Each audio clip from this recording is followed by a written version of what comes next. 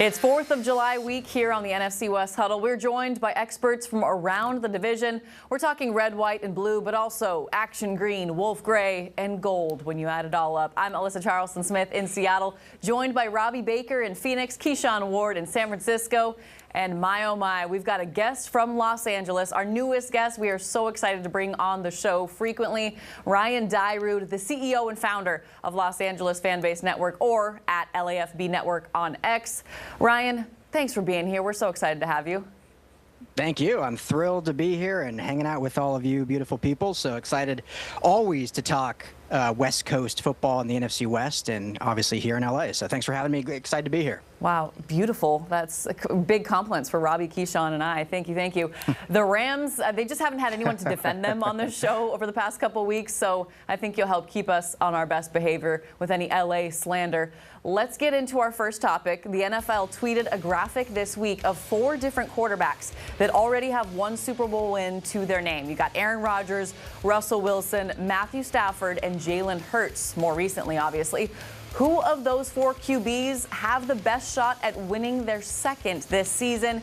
Keyshawn, I want to start with you in San Francisco.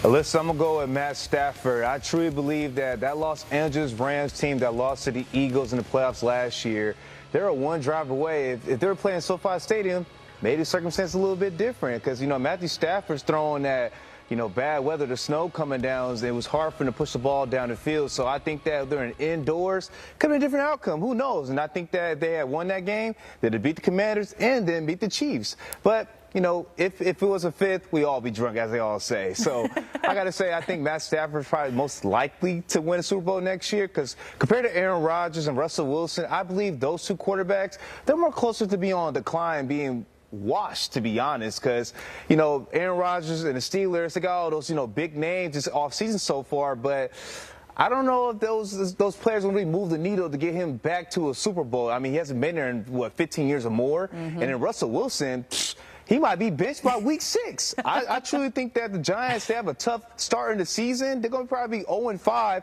and Jackson Dart come and take his spot, or even James Winston. Who knows? And I just think that Jalen Hurts, he did a great job last year, winning when it matters in the NFC title game and Super Bowl, performing at his best. But 13 weeks before that, he was, averaging 150 yards passing. So I got to see it again to believe that he's going to bring another Lombardi trophy to Philly. So if I had to pick, I pick Matthew Stafford.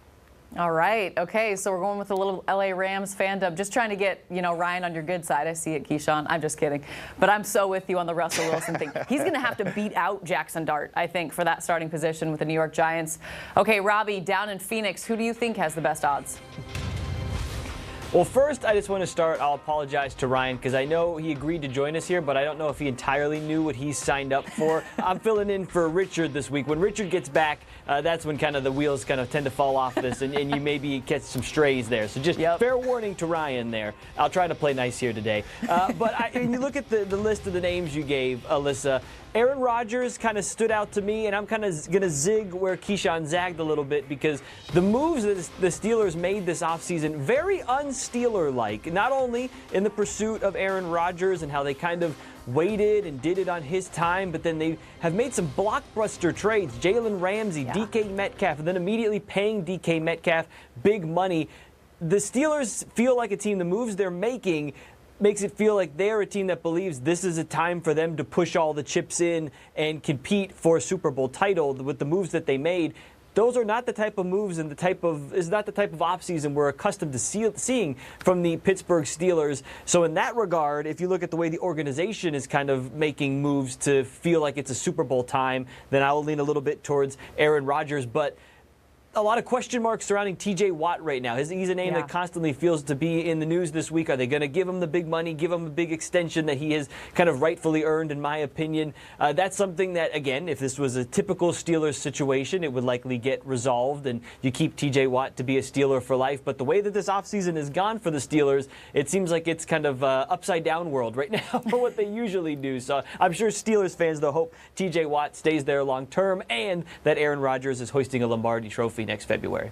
Yeah, TJ, come on over to Seattle. We've got a lot of cap space. We have a defensive-minded head coach. Everything's ready for you here with the Seahawks. I know, obviously, he's entering that final year of his deal. Cannot wait to see what happens, but you're totally right, Robbie. I'm shocked at how much of a personality switch the Pittsburgh Steelers have undergone.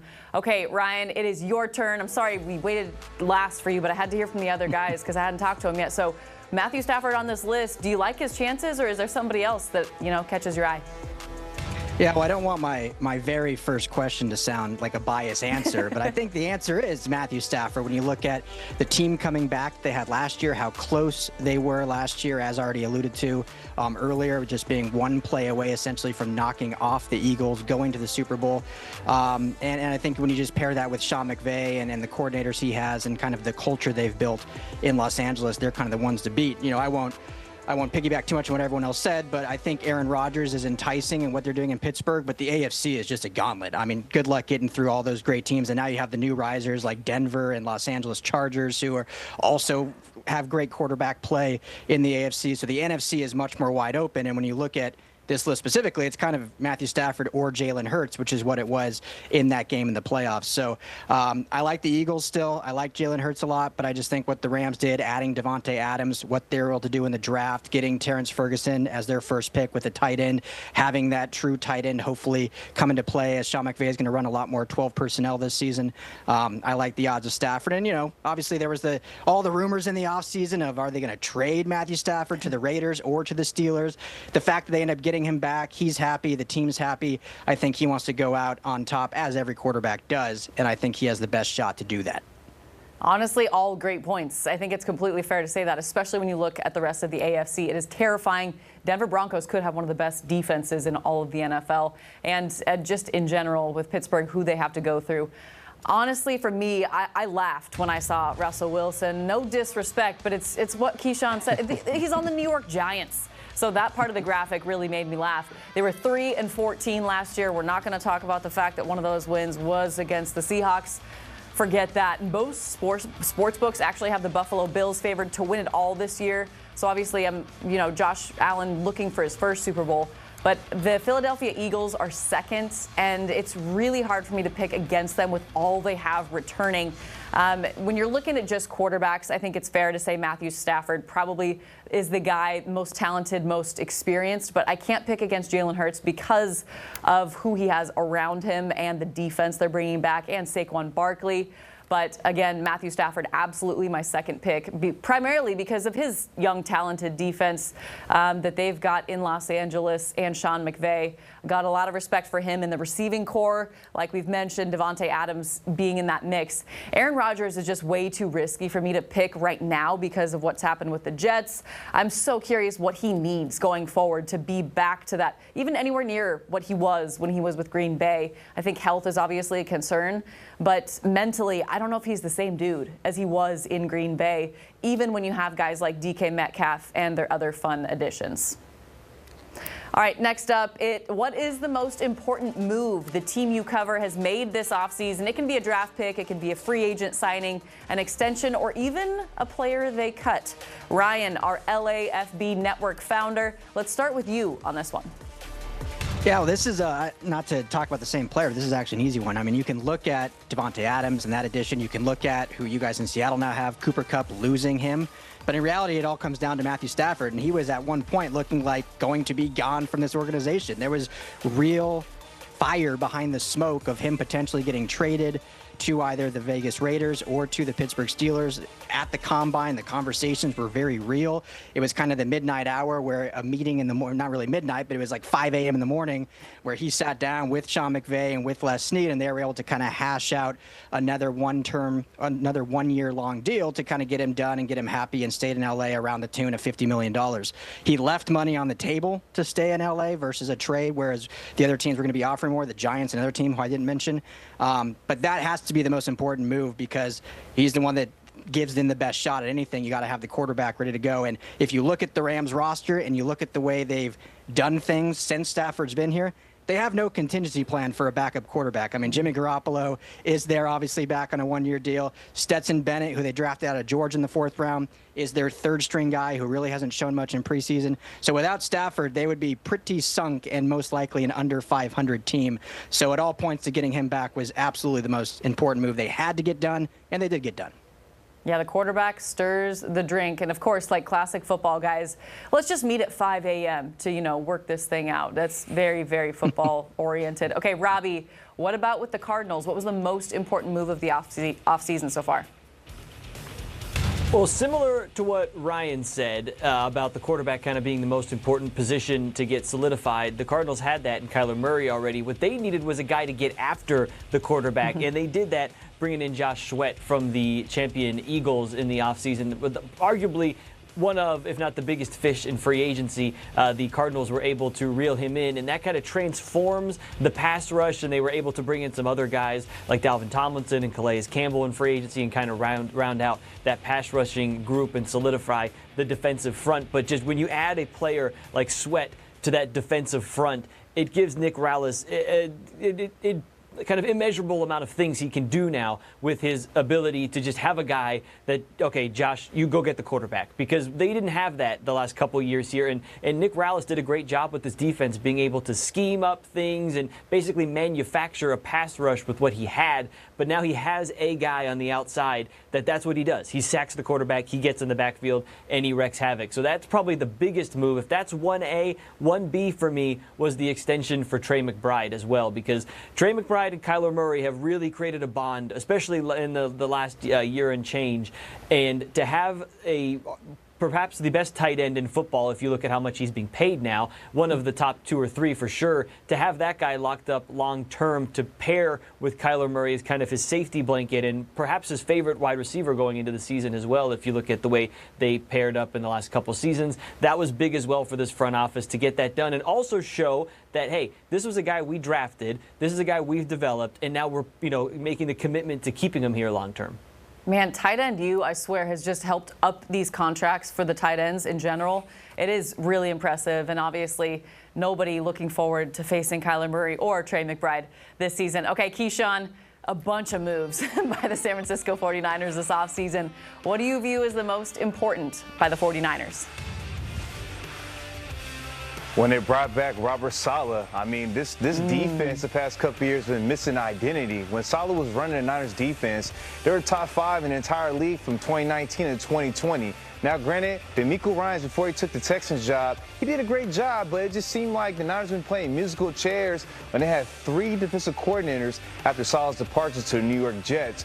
But Saleh, he's already had his hands on to this defense by this past draft. Majority of the draft picks are defensive players. So clearly the Niners, they have faith that Saleh will pick the right guys to groom them and possibly get them back to a top 5 defense. And they have the stars that's already in it. You obviously have Fred Warner, Nick Bosa, Deommodore Lenoir, the safeties. And then Saleh even brought a guy that's reproductive for him in New York with Bryce Huff, who had double-digit sacks for him 2 years ago. So I think that the addition to having Saleh back calling that defense was to put the Niners, one of the best defenses, back into NFL this upcoming season. That is such a good pick. I know up here in Seattle, when I saw that come through the news, I was like, no way, he's coming back. I mean, he's been such a headache for the NFC West. But we've got some good defenses across the NFC West, no doubt, especially youth-wise. For the Seahawks, the most newsy topic is they officially signed Shaquille Griffin this week. So that's more recent. Seattle loves him as he started his career here. But that's not my choice. Easy to say the most significant moves are trading away Geno Smith and receiver DK Metcalf, but I'm not quite willing to say those moves directly benefit the Hawks just yet. I'm not trying to make headlines right now. I'm going with their first-round draft pick, Gray Zabel, because of everything it means to Seahawks fans. He was exactly the pick 12s wanted John Schneider to choose, so he was the guy that nobody thought John Schneider was going to choose because he always zigs when people zag. This fan base has begged for more offensive line help, and the fact that he actually chose Zabel, who was actually mocked to the Seahawks in multiple drafts, was just so surprising in the best way at 18 overall out of North Dakota State. State, but obviously he was a guy that received a ton of different NIL offers from the big guys like Ohio State and other schools heading into his final years because he was so good there. He will be the starting left guard this year, in my opinion, and in the future. My second place answer is re-signing linebacker Ernest Jones before he became a free agent to a 3-year deal. He's a major reason why the Seahawks defense ended up finishing top 10 in DVOA. He turned their run defense around when it was putrid after Seattle traded for him in Week 7 last year. He is your green dot of the future, and he's a great interview. I think you guys all get how important good interviews are, so we are very thankful for that. Time now for some fantasizing on the NFC West Huddle. The Miami Dolphins somehow convinced tight end Darren Waller to come out of retirement this week, and they completed the trade with the New York Giants to acquire him. So I'm asking each of you, if you could convince one player who was retired within the last 5 years to put on the team you cover, who would it be and why? I'm sure you guys are all excited to go first, but I'm actually going to be selfish and answer this one first for myself. No surprise, I'm about to shock the world and bring Aaron Donald out of retirement, bring him to Seattle. I'm sorry, Ryan. He's ours now. You can't have him. The future Hall of Famer obviously retired in 2024. I know he only really played for one defensive-minded head coach in Jeff Fisher before he was fired. Fisher was. So I'm so curious what Mike McDonald could do with Aaron Donald. Imagining him and Leonard Williams on the same defensive line is enough to make anyone drool. And the Seahawks defense would be so good. It would hardly even matter what Sam Darnold is cooking up on offense. And we would never have time for Richard Sines to make fun of Sam Darnold as a quarterback for the Seahawks. Aaron Donald still haunts quarterbacks in their dream. He's my obvious choice because he instantly limits what your opponent can do with their quarterback.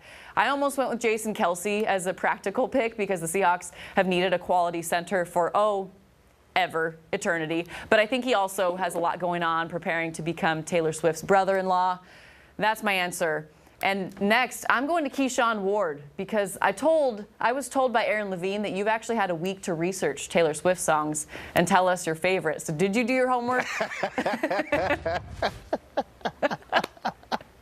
Yes, I did do my homework. Nice. Actually, I didn't know one Taylor Swift song. It was Shake It Off. But I'll be honest, y'all, I kind of did that on purpose. I knew that I'd get a hot reaction, so that's why I did that. I do know a couple of Taylor Swift songs, but I'm not a big fan. But neither there to say the player I will pick. You actually took one I just said, Aaron Donald, in my mind, but I'll go a different route. I'll pick one of the Niners.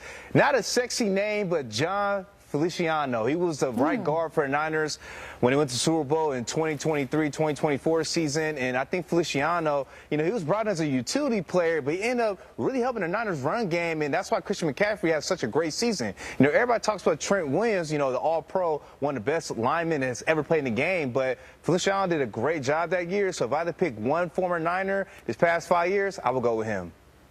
Okay, I like it. Thanks for switching so we don't all have all the same. I mean, everyone could easily choose Aaron Donald. Robbie, out of all players who have retired in the last 5 years, who are you bringing back to join the Cardinals? Well, I know Richard's not here, but I will say Aaron Donald, that guy. Sam Darnold, not that guy. Oh, just my goodness. to keep up what we got going on here at Fox 10. I'm going to, and also Keyshawn, you're a Swiftie. Don't just be honest with us here, okay? He is. But I'm going to take kind of what you said up there, Alyssa. Jason Kelce, I think, would be nice to have on this Cardinals offensive line. They have Yelda Froholt as their center. Jason Kelce he seems like he could play other offensive line positions, and their guard spots right now for the Cardinals could use a little help. But also, just Jason Kelce, how much fun would it be to be around that guy on a weekly basis? You mentioned, Alyssa, players being great interviews and how that helps us do our jobs. Jason Kelce is just like the minister of good vibes.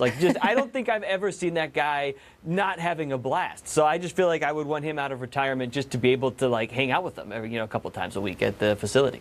That's I say hang out with them. We get to talk to them for 30 seconds in front of their locker, but it makes me feel like I know them, Yeah, I mean, thinking of the segments that you could make your station money on, I mean, a segment with Jason Kelce, the sponsorship opportunities are crazy. So there's something with American flag Speedos there. We'll workshop it. We'll workshop it. That's a winner, no doubt. Okay, Ryan, I stole your Hall of Fame defensive end, but if you want, you can still choose him. But, I mean, who are you going for? Who are you convincing to come back and play for the Rams? Yeah, you threw a curveball at me because I had the obvious easy answer. I thought if we were going based on our team retirees. And yes, to the earlier point, Jason Kelce, clearly the best beer hang. If you're going to just have a beer with, that's the obvious answer. But I'll give you two. I'll go one retiree inside the NFC West and then one national retiree. If we're going inside the NFC West, he just makes the 5-year cutoff. But Arizona Cardinal great Larry Fitzgerald retired in 2020. Arguably one of the best receivers of all time. Would love to see him paired with Matthew Stafford for his last hurrah as he kind of goes for this Super Bowl run. And in this Sean McVay offense would be a blast to see the former Pitt Panther. And then in the league, former USC Trojan, Dallas Cowboy great, Tyron Smith, one of the best left tackles in all of football. The Rams, Rob Havenstein's getting up in their years. He's at right tackle now. They just extended Alaric Jackson to be their left tackle, but he unfortunately is dealing again with blood clots. Obviously wish nothing but the best just for his health. But if you can get a guy like Tyron Smith to be your 14, 15-year, however many years he played, anchor at left tackle, that's a win. So one of those two guys, I think you can't go wrong with either one. There's a lot of greats that have retired, but that's the direction I think I'd go. Yeah, no doubt. I like both of those a lot. And I did mean like all of NFL, so I'm glad that you went with a former Cowboy. And honestly, I thought somebody was going to take Tom Brady. Obviously, I wouldn't because we've got Sam Darnold, so why would I ever take Tom Brady? Watch the Sam Darnold slander, all right? He's a former Trojan great, too. Tom Brady could be the quarterback of the Seahawks, and it's just what Richard and I are going to do. It's just kind of perpetuated itself here. You would. Same thing with Geno Smith. It just never gets old, but it does. It does. All right, for our fourth topic, I'm curious where your trust issues lie. What part of the team that you cover do you trust the least? Whether it's leadership, front office, cornerbacks, anything is on the table. Ryan, let's go back to you and the Rams. Yeah, well, you listed one of them, and as covering the team and for the fan base, this has been a frustrating one, and it is the cornerback room. They obviously, traded Jalen Ramsey away. He was kind of available again to be traded for. There was a lot of talk of maybe that happening. He ends up going to Pittsburgh. They did not draft or sign an undrafted free agent cornerback at all in this draft. So they're running it back with Akella Witherspoon, who they signed again to a 1-year deal. They've got Darius Williams, who, is a serviceable guy, but certainly not a cornerback one. And then some other guys that they've drafted late, and they signed last year midseason Emmanuel Forbes, former first-round pick, known in L.A. as the Slim Reaper because he weighs about 135 pounds. But they like him a lot. They seem to feel good about that cornerback room. But from the outside looking in, definitely a lot to be desired, and certainly a position group that you thought they would have at least addressed in the draft, if not free agency, but they didn't do it with anyone. So I guess they're happy with what they got, but we have to see it play out. Interesting. Yeah, we had our time with Akella Witherspoon up here, and we've got a different Witherspoon now who is, potentially all pro very soon. Yeah. And I did put cornerbacks in there because I was kind of like, that was my first dig at Los Angeles. The first kind of throw, little diss I'll throw your way. But you caught right onto it, and I'm interested. That's why we need LA representation to hear what actually is the truth. Okay, Keyshawn, San Francisco, what are your trust issues when it comes to that organization right now? Alyssa, oh my God, the Niners front office. We go through this every year when it comes to free agency. I go on Twitter, X, whatever you want to call it today. They always go, oh my God, they might get Davante Adams. Oh my God, they might get Jair Alexander. Oh my God, they might get Jalen Ramsey. You know what happens? Nothing ever happens. The Niners always just miss out on this big splash free agent to come through the organization. I don't know why. This happens all the time, but I can't do nothing but respect it because John Lynch, he's been a winner with the Niners. I mean, they haven't won a Super Bowl, but he's been getting them to a long playoff run. So I can't do nothing but respect it. They want to grow within and groom their talent, so I can't do nothing but respect that. But I just wish one day they could bring in one-star free agent to the team. Man, I get that with the Seattle Mariners. We're saying the same thing every single year for about 25 years now. But it is a good point. And Seahawks fans sure love it. So keep doing what you're doing, John Lynch. I am curious, Robbie, in Phoenix, what about the Cardinals? Do you not trust right now? I will say I'll start with what I do trust, because I know when you sent the questions out, you had food on there as something that maybe Yes. suspect was, the media meal. I got to give a shout out to the Cardinals. like solid A when it comes to the food, and a good dessert bar as well. And then at halftime, you get a nice ice cream bar or popcorn situation. If you want to, pig out, you can cover a Cardinals game. So I'll give them the props for that. In terms of what I don't trust, this is not Cardinal slander. This is probably league-wide. Any team is probably in the same situation. But when it comes to viewing practice, and there's certain windows that we are allowed to watch, as with any team, they're all kind of the same windows. And I'm sure you guys have had this too. You basically get to watch stretching, and really gets very hard to get an idea of who's available on any week, who is actually injured. And then I'm sure you guys have had this too, where there's the injury report, and throughout the week there's a couple guys that have Veterans Day off here or whatever, and by the end of the week everyone's good. And then there's the flip side of it where you get to game day and you're like, wait a minute, this person's inactive? What's going on?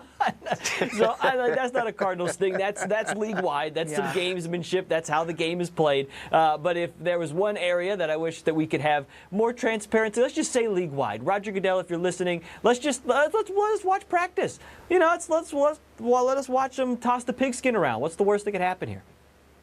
Yes, times 10. I know he's listening. Roger Goodell, definitely frequent viewer of the NFC West Huddle here. No doubt about it. He's our #1 fan. Gotta be. I'm so with you on that, though, especially for our poor photographers who are trying to get certain players and they don't even come out during the stretching periods. So I'm so with you. When it comes to the Seattle Seahawks, also very good media food. So like Robbie, I will say the same thing. Phenomenal buffet, dessert, all the things with the Seahawks. I've got trust issues with the offensive line coaches. It may be unfair this year because they're brand new. Clint Kubiak is offensive coordinator. He's got his guy, John Benton, who will be in charge of the offensive line this year. What I like is that Benton actually has experience, way more experience than who the Seahawks had last year in Scott Huff. Nothing against him, but it was his first year in the NFL. His OC, Ryan Grubb, also his first year in the NFL. Both of those guys were phenomenal with the Washington Huskies at the college level. Totally different. We all know the Seahawks' weakest unit for several years now has been up front on offense in the trenches. But they've actually spent more draft picks on offensive linemen over the past 4 years than any other team in the NFL, with 10 total picks. And now you've got Gray Zabel, 2 of them in the top 18 with Charles Krause, who was #9 overall. It's time we put some of the onus on the coaching staff and developing all of those young guys here in Seattle. It can't just be about free agents. You've had so many opportunities with centers, with right guards, with left guards.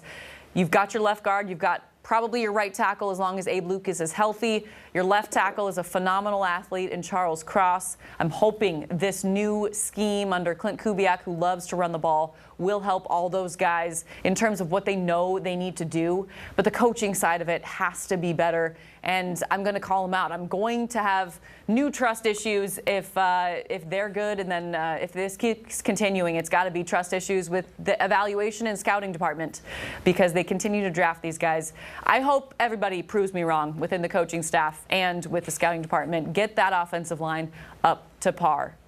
All right, that's going to do it for us. For Keyshawn Ward in San Francisco, Robbie Baker in Phoenix, and Ryan Dyrud in Los Angeles of the great LAFB Network. Follow them on X at LAFB Network. I'm Alyssa Charleston-Smith in Seattle. Thanks for joining us, and have a safe Independence weekend.